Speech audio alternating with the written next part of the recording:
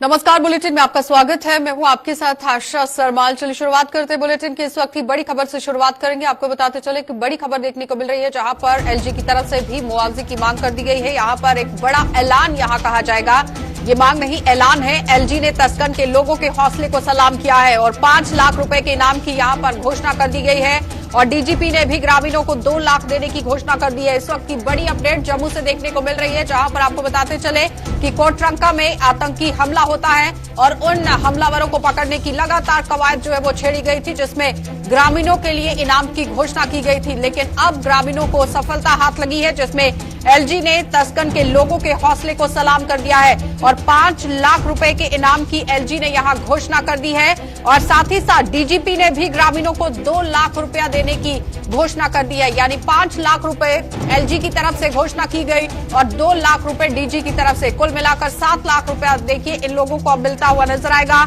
LG ने तस्कन के लोगों के हौसले को सलाम किया है। जिस तरह से ये पूरा बीड़ा आम जनता ने उठाया था, साफ तौर पर आप देखिए ट्वीट किया गया है यहां पर एलजी की तरफ से भी, एडीजीपी की तरफ से भी और डीजीपी की तरफ से भी यहां घोषणा की गई है। इसी खबर पर ज्यादा जानकारी के लिए अनिल हमारे संवाददाता हमारे साथ जुड़ चुके हैं। अनिल, आप देखिए एक तरफ सफलता यहां पर जम्मू कश्मीर पुलिस को हाथ लगी, लेकिन दूसरी तरफ एलजी की तरफ से भी घोषणा कर दी गई और डीजीपी की तरफ से भी घोषणा कर दी गई है।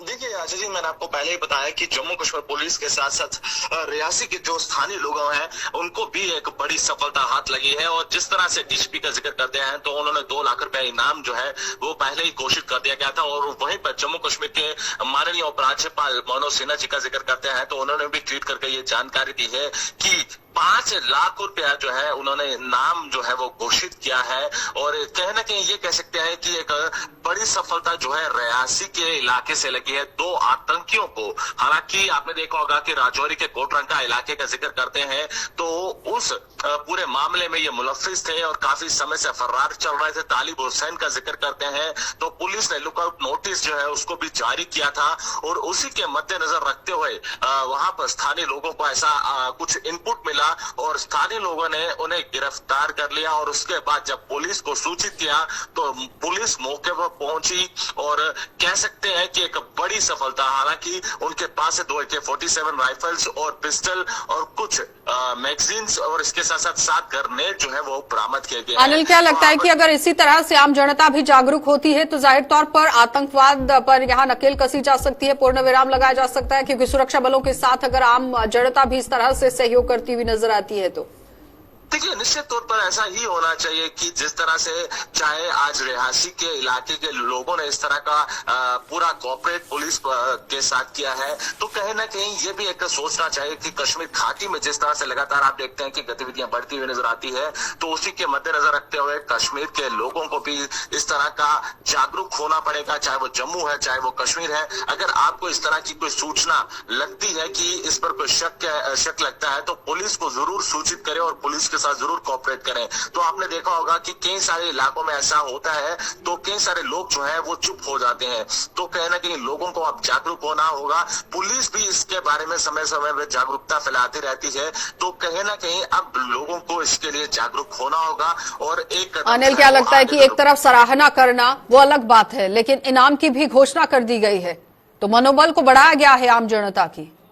देखिए मनोबल तो जरूर बढ़ाया गया है। हालांकि डीजीपी दिलबाग सिंह का जिक्र करते हैं या फिर एडीजीपी जम्मू का जिक्र करते हैं तो 2 लाख रुपए का इनाम जो है उनकी तरफ से भी घोषित किया गया। और आप देख सकते हैं कि एक जम्मू कश्मीर के माननीय उपराज्यपाल का अगर जिक्र करें तो उनकी तरफ से भी 5 लाख रुपए का इनाम देना और काफी हालांकि ये कह सकते हैं कि उनका नाम जो है वो गोपनीय रखा जाता है तो उसी तरह से उन्हीं के आधार पर अगर जिक्र करें तो 5 लाख रुपए का नाम घोषित किया गया है। और कह सकते हैं कि स्थानीय लोगों की काफी कोऑपरेट रहा है और कोऑपरेट रहना भी चाहिए, क्योंकि आपको कोई भी शक लगता है या फिर ऐसा कोई इनपुट होता है तो आप जरूर। चलिए अनिल, बहुत बहुत धन्यवाद जुड़ने के लिए। तो फिलहाल आपने देखा कि अनिल हमारे संवाददाता हमारे साथ जुड़े हुए थे जो बता रहे हैं कि किस तरह से मनोबल को बढ़ाया गया है, आम जनता ने पुलिस का सहयोग किया है। क्योंकि यहां पर आप देखिए ग्रामीणों को इनाम देने की बात कही गई है, लेकिन जाहिर तौर पर ग्रामीणों को आज बड़ी सफलता हाथ लगी है, जिसमें जम्मू कश्मीर पुलिस तो सफलता की पात्र है ही, लेकिन इस बीच में पूरा सहयोग आम जनता करती हुई नजर आई है। आगे बढ़ जाएंगे, अब आपको बड़गाम लिए चलेंगे और बड़गाम से भी बड़ी खबर आपको दिखा देते हैं, जहां पर आप देखिए बड़गाम में एसआईए ने छापेमारी की है और लकड़ी व्यापारी के घर में यह बड़ा छापा मारा गया है।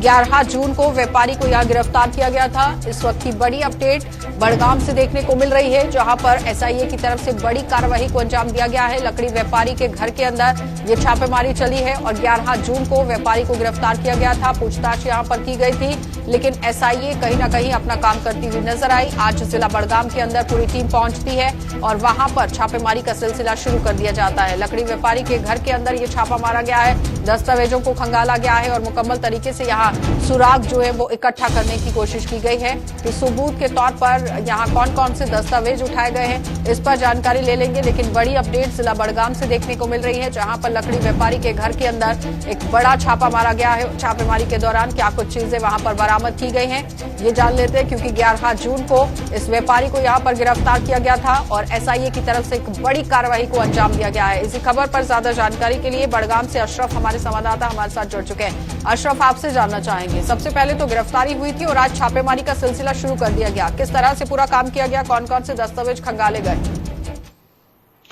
देखिए आशा, ये जो आज एसआईए की तरफ से जो छापामार कार्रवाई हुई, ये बीरवा बड़गाम का इलाका है। बीरवा, वहाँ पर एक गांव है जिसको बापट के नाम से मशहूर है। तो वहाँ पर एक फयाज अहमद नामी, जिसको पुलिस ने 10-15 दिन पहले जो है गिरफ्तार किया, उसके बाद जो है उसको जम्मू गांधीनगर भेज दिया गया है, जहाँ पर उसकी इन्वेस्टिगेशन चल रही थी। इन्वेस्टिगेशन के दौरान आज जो है सुबह ही जो है एसआईए की टीम जो है वो श्रीनगर पहुँचती है और उसके बाद जो उसके घर पर छापामार कार्रवाई होती है। छापे के दौरान वो जो भी उनके दस्तावेज, जो भी कागजात, जो भी उनको जरूरत थी, उस हिसाब से उन्होंने अपनी तरफ से पूरा सर्च किया उस पूरे मकान को। और सबसे बड़ी बात है, जो उस लड़के, जो ये फयाज अहमद उसका बेटा है, पिछले 1.5 साल से जो पाकिस्तान में MBBS की जो तालीम हासिल कर रहा है और खुद जो है एक लकड़ी के साथ इसका कारोबार है, उसके साथ ये जुड़ा है। कुछ दिन पहले ही जो है इसको जम्मू कश्मीर पुलिस जो SOG का ग्रुप होता है, उन्होंने उसको जो है अपने तहवील में लिया, उसके बाद उसको जम्मू भेज दिया गया। उसके बिना पर जो है इन्वेस्टिगेशन के दौरान आज जो है उसके घर पे छापामार कार्रवाई और छापेमार कार्रवाई के दौरान क्या कुछ उन्होंने जब्त किया है, इस बारे में अभी उन्होंने कोई खुलासा नहीं किया। अलबत्ता वो जम्मू से ही उनके साथ थे, क्योंकि वो पहले। लेकिन अशरफ, यहाँ पर व्यापारी की गिरफ्तारी भी की गई है, क्या लगता है कि उनके साथ पूछताछ हुई है, कोई बड़े खुलासे हुए हैं, जिसके बाद ये पूरे घर के अंदर पहुंच गई है एसआईए की टीम और दस्तावेजों को खंगालने की कोशिश हुई?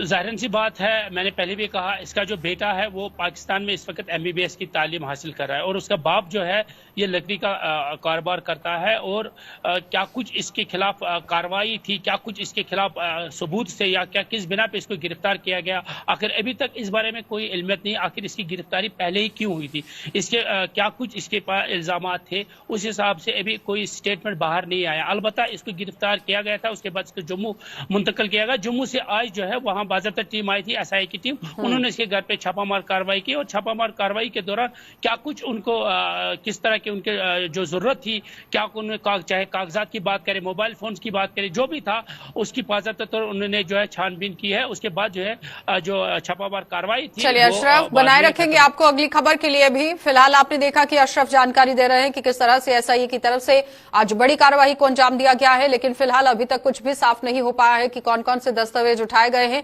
लेकिन जम्मू से एसआईए की टीम बड़गाम के अंदर पहुंची है और पूरी तरह से छापेमारी की गई है। आगे बढ़ जाएंगे, एक और खबर आपको बड़गाम से ही दिखाएंगे और बड़गाम में आप देखिए महबूबा मुफ्ती पहुंची हुई हैं। पार्टी महासचिव आगा सईद के घर पर महबूबा मुफ्ती पहुंची हैं और परिवार के सदस्यों के साथ पूर्व मुख्यमंत्री ने यहां पर शोक प्रकट किया है। आगा सईद की बहन यहाँ पूरी तरह आप देखिए उनका निधन हो गया था, जिसके बाद आगा सईद के घर के अंदर महबूबा मुफ्ती पहुंचती हैं और उनके साथ सांत्वना जताने की कोशिश होती है। फिर रूप से आप देखिए शोक प्रकट किया गया। पार्टी महासचिव आगा सईद हैं जिनके घर के अंदर महबूबा मुफ्ती पहुंचती हैं, लेकिन किस तरह से अब वो मीडिया के साथ मुखातिब होती हैं, इस पर भी जानकारी ले लेते हैं। अशरफ ने ही हमारे साथ ज्वाइन किया हुआ है। अशरफ, एक बार फिर से आपके पास आना चाहेंगे, क्योंकि बड़गाम से बड़ी खबर एक और देखने को मिल रही है, जहां पर महबूबा मुफ्ती आगा सईद के घर के अंदर पहुंची हैं।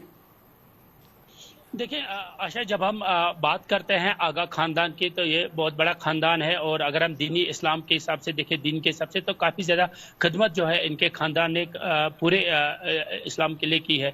और जो आगा साहब है, उसकी जो बहन है आगा सैयद मोहसिन, जो कि पीडीपी के साथ वाबस्ता है, उसकी जो बहन है वो मिरगुल बडगाम में, जिसका निधन जो है कुछ 2-3 दिन पहले हुआ था। तो अक्सर हम देखते हैं जब इस तरह कहीं पर किसी जाना माना शख्सियत का निधन हो जाता है तो पॉलिटिकल पार्टीज का आना रहता है। क्योंकि इस खानदान में अगर हम बात करें, नेशनल कॉन्फ्रेंस के साथ आगा सईद रुहुल्लाह की वाबस्तगी है।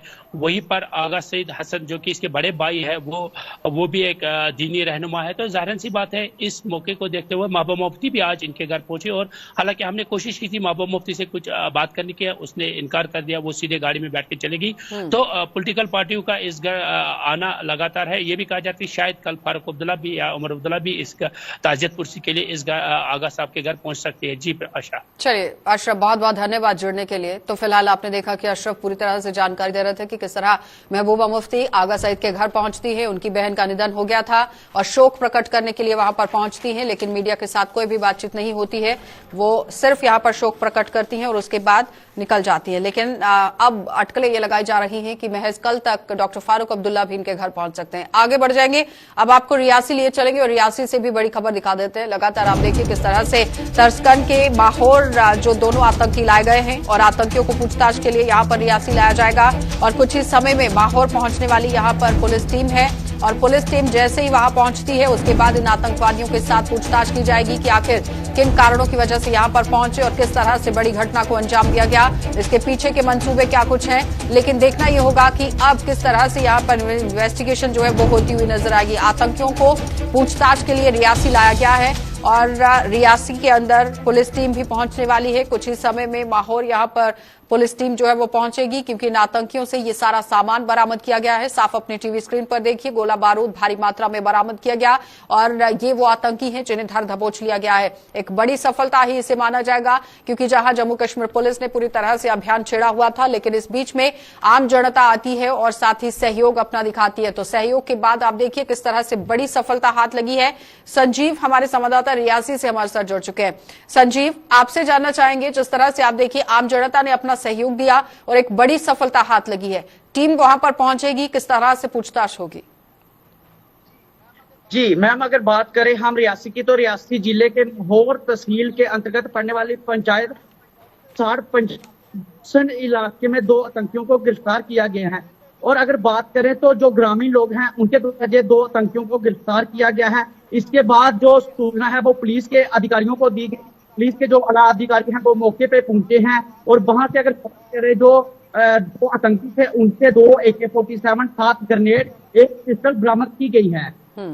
लेकिन संजीव, अब ये बताइए कि जिस तरह से आम जनता ने भी सहयोग किया है तो जाहिर तौर पर वो प्रशंसक का तो है ही, प्रशंसा के पात्र भी हैं, लेकिन पुलिस अब किस तरह से वहां पर काम करेगी और इन लोगों को पूछताछ के बाद क्या लगता है कि जम्मू लाया जाएगा या फिर वहीं रखा जाएगा? बात करें तो अभी जो हमें सूचना मिली है कि उनको वहां टुकसन इलाके से माहौर लाया जाएगा, उसके बाद उनको पुलिस स्टेशन रियासी में लाया जाएगा, उसके बाद जो अगली कार्रवाई होगी वो की जाएगी। तो अगर बात करें जो इनाम है 2 लाख का जो डीजी द्वारा इनाम घोषित कर दिया गया है जिन लोगों ने इनको 2 आतंकियों को पकड़ा है, पर अभी कहीं ना कहीं आगे देखा जाएगा कि किस तरह से और इनाम बढ़ता है। चलिए संजीव, बहुत बहुत धन्यवाद जुड़ने के लिए। तो फिलहाल आपने देखा कि संजीव प्राशर हमारे साथ जुड़े हुए थे, जो रियासी से पूरी जानकारी दे रहे थे कि कुछ ही समय में वहां पर पुलिस की टीम पहुंचेगी। माहौर से रियासी लाया गया है इन आतंकवादियों को, भारी मात्रा में गोला बारूद बरामद किया गया है और उसके बाद पुलिस जब वहां पहुंचती है तो पूछताछ का सिलसिला भी शुरू हो जाएगा। आगे बढ़ जाएंगे। जम्मू शहर इन दिनों बम बम भोले के जयकारों से गूंज रहा है और खासतौर पर श्री बाबा अमरनाथ जी की यात्रा की भगवती नगर स्थित आधार शिविर में शिव भक्तों का उत्साह देखते ही बन रहा है। आधार शिविर से आज यात्रा का 5वां जत्था कड़ी सुरक्षा के बीच कश्मीर घाटी के लिए रवाना किया गया। श्री अमरनाथ यात्रा के लिए पहुंचे हुए श्रद्धालुओं ने कहा कि प्रशासन की ओर से उनके लिए यहां पर उचित प्रबंध किए गए हैं और यहां पर किसी भी प्रकार की उन्हें कोई शिकायत नहीं है।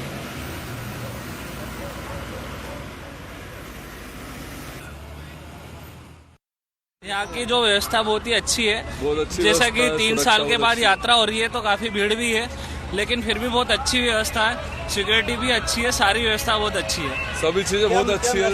देना चाहिए जो आने वाले श्रद्धालु हैं। सभी को मैसेज यही है कि अपनी सेफ्टी का ध्यान रखें, पेपर सारे कंप्लीट रखें, बस बाकी सबकी यात्रा मंगलमय हो, बाबा बर्फानी सबका भला करे। और बहुत खुशी महसूस हो रही है। नहीं ऐसे किसी प्रकार की कोई दिक्कत नहीं है। जितनी ज्यादा भीड़ है उस हिसाब से सर मेंटेन भी काफी अच्छा करा हुआ है सर। खासकर बिल्कुल धन्यवाद देना चाहेंगे पुलिस का, सिक्योरिटी का, सब चीज का बहुत अच्छी बात है सर। बस बाबा बर्फानी सबको भूखे को भोजन दे और प्यासे को पानी दे, सब सुखी रहे, स्वस्थ रहे, संपन्न रहे, सबकी यात्रा मंगलमय हो, सब संपन्न रहे। कितनी एक्साइटमेंट है यात्रा को लेकर? बहुत ज्यादा। हम सब दूर दूर से आए, कोई एमपी से, कोई राजस्थान से, कोई यूपी से, हम सब बहुत दूर दूर से आए। सब भाई लोग साथ में आए हम लोग। तो कोरोना के एक बार फिर मामले सामने आ रहे हैं। जम्मू मेडिकल कॉलेज और एसोसिएट अस्पतालों में भी कोरोना के 4 मरीज भर्ती हैं और बीते 24 घंटे में एक ही कोरोना संक्रमित मरीज यहां एडमिट हुआ है, जिसकी जानकारी जीएमसी प्रिंसिपल ने यहां पर दी है। जीएमसी अस्पताल के अगर हम डॉक्टर की बात करें, डॉक्टर कैलाश ठाकुर की, उन्होंने भी पूरी जानकारी दी। साथ ही कहा कि कोरोना को लेकर यहां वैक्सीनेशन सफलतापूर्वक रही है। और क्या कुछ कहना था डॉक्टर का, देखिए। देख रहे हैं नेशनल लेवल पे भी और यूटी लेवल पे भी। मैं नेशनल लेवल की बात करें तो जहां पे पहले 3000 या 5000 केसेस थे, आज 15 से 17,000 केसेस जो है पर डे देखने को मिल रहे हैं। हमारे यहाँ जीएमसी एसोसिएटेड हॉस्पिटल्स में पिछले 24 घंटे में हमारे पास टोटल पेशेंट्स जो है वो 4 पेशेंट्स एडमिटेड हैं और 24 घंटे में एक ही पेशेंट जो है वो एडमिट हुआ है। सो फॉर्चुनेटली इस बारी जो है ओवरऑल ये देखा गया है कि जो सिवियरिटी ऑफ डिजीज है वो उतनी नहीं है जितनी सेकेंड वेव में थी या उसके बाद थर्ड वेव में भी हमने काफ़ी केसेस में देखी। अच्छी बात यह है कि हमारा जो वैक्सीनेशन है वो बहुत अच्छा सक्सेसफुल रहा है और इसी सिलसिले में आगे जो हालात होने वाले हैं उसके जो रिजल्ट्स हैं वो वैसे नहीं हो जैसे हमने सेकेंड या थर्ड वेव में देखे हैं। उसके लिए सभी से रिक्वेस्ट है कि किसी को भी अगर सिम्टम्स डेवलप होते हैं तो इमीडिएटली अपना टेस्ट कराए। हमारे पास टेस्टिंग की बेहतरीन फैसिलिटीज जो है वो अवेलेबल है, फ्री ऑफ कॉस्ट है। और आपके कांटेक्ट में जो लोग आते हैं जिनको सिम्टम्स है, कॉफ है, फीवर है, गले में दर्द है, बॉडी एक्स है या लूज मोशंस वगैरह आते हैं या परसिस्टेंट हेडेक है, तो बड़े मेहरबानी करके जो है इमीडिएटली आके टेस्ट करवाइए और कोविड को रूल आउट। तो आजकल जामुन का सीजन चल रहा है, हर जगह पर कोई ना कोई जामुन बेचता हुआ नजर आ रहा है। गर्मी के मौसम में पैदा होने वाला ये फल इंसान के लिए कितना गुणकारी है, उस पर एक रिपोर्ट देख लेते हैं।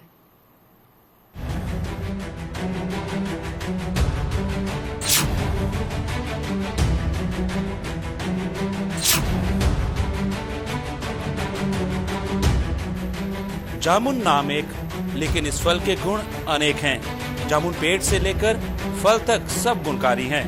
इस फल के अनेक गुणों के चलते जामुन को महाफल के नाम से भी जाना जाता है। तो जामुन जो है इसका जो साइंटिफिक नेम है वो है सीजनम क्यूमिनी के नाम से इसे हम जानते हैं, और लेकिन हिंदी में हम इसे जामुन, जम्बू, यहाँ महाफल के नाम से भी हम इसे जानते हैं। लेकिन डोगरी में इसे हम जैसे बोलते हैं टल्ले, टल्लों के नाम से भी जाना जाता है। जहाँ तक जामुन के फ़ायदे हैं, इसके बहुत फ़ायदे हैं। हम देखते हैं कि आजकल जामुन के जो पेड़ हैं बड़े कम दिख रहे हैं, लेकिन अगर इसके हम आपको फ़ायदे गिनाएं तो इसके फ़ायदों अनेक हैं। इसके फ़ायदे पत्तियों से लेकर इसके फल तक, इसकी गुठलियों तक, इसकी दातुन जो हम करते हैं, इसके फ़ायदे ही फ़ायदे हैं। कहने का मतलब ये है कि इसका पेड़ ही पूरा फ़ायदों से भरा हुआ है। डायबिटीज के लिए जामुन रामबाण है, लेकिन इसके अलावा जामुन के सेवन से कोलेस्ट्रॉल, ब्लड प्रेशर भी कंट्रोल होता है। यही नहीं, जामुन खाने से जहां वजन कम होता है वहीं किल मुहासे, पिंपल्स, फुंसियां भी ठीक हो जाती हैं। जामुन में भारी मात्रा में विटामिन सी, विटामिन B6 भी पाए जाते हैं। शुगर के लिए भी अच्छा है, अपना BP के लिए भी अच्छा है और थायराइड के लिए भी अच्छा है और पेट की कई बीमारियों के लिए ये बेनिफिट। वहीं जामुन को बेचने वालों को भी इसे बेचने में ग्राहकों से किसी तरह की कोई मगजमारी नहीं करनी पड़ती और इससे उन्हें अच्छी खासी कमाई भी होती है। अच्छे दामों में बिकता है और बहुत से लोगों को नहीं पता होता है कि ये किस चीज़ के काम में आता है। वो लोग करते हैं कि 20 रुपये लगाओगे 30 रुपये लगाओ। जो शख्स जानते हैं कि ये किस बीमारी के काम में आता है वो लोग कह देते हैं कि 1 किलो डाल दो कि 2 किलो डाल दो। ज़्यादा झिकझिकी नहीं करते। शुगर वगैरह है ये उसके काम में आता है। इसके बारे में पता ना, वो तो रेट में नहीं पूछते हैं, बोलते डाल दो, ठीक है ना। कई लोग ऐसे आते हैं जो बोलते हैं, देखते हैं तो बोलते डाल दो, किलो डाल दो, आधा किलो डाल दो, पाव डाल दो। जिनको नहीं मालूम है इसके बारे में वो समझता नहीं। जामुन पौष्टिक गुणों का खजाना है। इसमें calcium, iron, magnesium, phosphorus, sodium, vitamin C, vitamin B, thiamine, riboflavin, folic acid, niacin और B6 भी मौजूद होते हैं। दुनिया में कई स्वादिष्ट फल हैं, लेकिन सेहत के लिहाज से देखा जाए तो जामुन को ही सेहत का खजाना माना जाता है। वीडियो जर्नलिस्ट देशराज के साथ अश्विनी चंदेल की रिपोर्ट।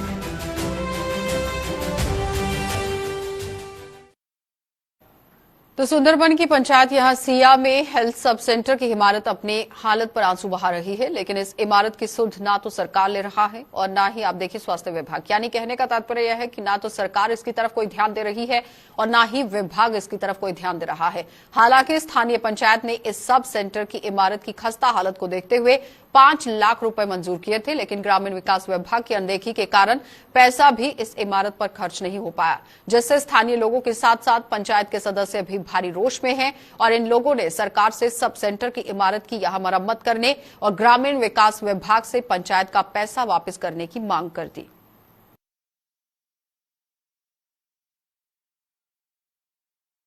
रही बात इस बिल्डिंग की हमने कैपेक्स बजट का 5 लाख रुपया जो है वो पंचायत ने दिया है डेवलपमेंट को के लिए। उसमें क्या हुआ है कि उसका एडमिनिस्ट्रेशन ने, जो रूरल डिपार्टमेंट है हमारा, इन्होंने क्या किया कि एक बार उसका टेंडर लगाया। इसमें मैं पंचायत का कोई कसूर नहीं लाता कि उन्होंने 5 लाख रुपया दिया था इस बिल्डिंग की रिपेयर के लिए।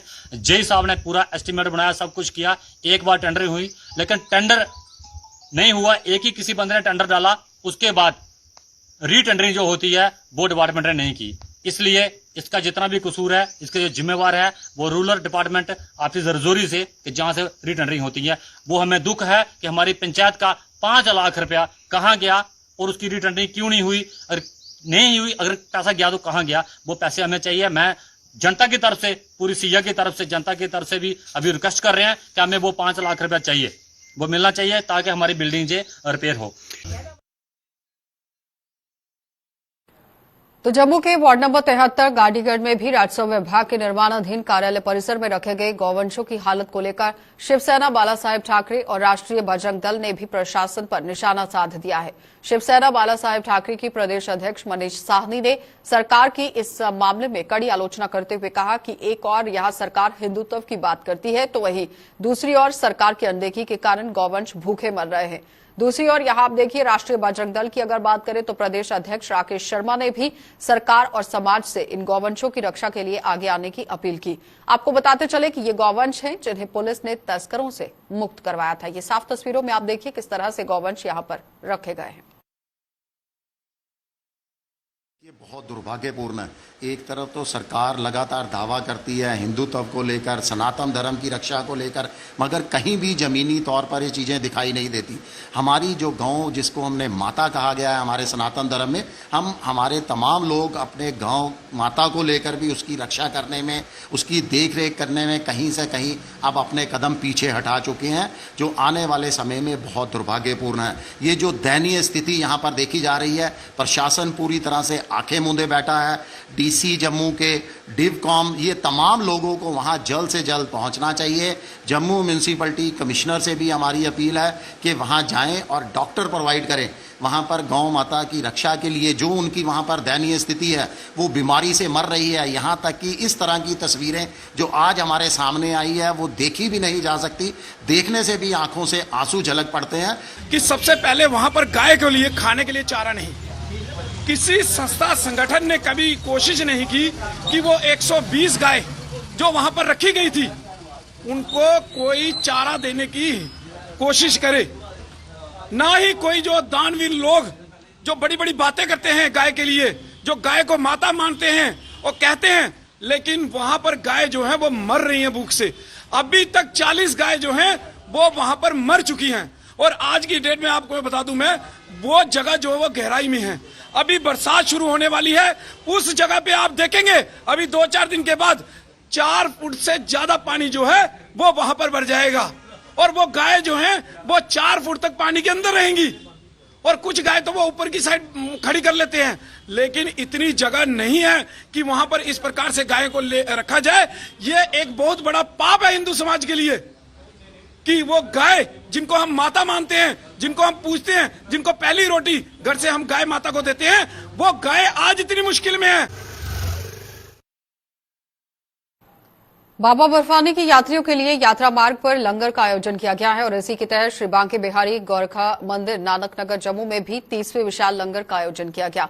और लंगर के आयोजन के साथ साथ अन्य सुविधा को लेकर श्रद्धालुओं ने संतोष प्रकट किया है। इनका कहना है कि यहां पर उनके लिए बेहतर प्रबंध किए गए हैं और भंडारा आयोजकों ने भी लंगर और श्रद्धालुओं के ठहरने के लिए किए गए इंतजामों पर विस्तृत में भी जानकारी दी।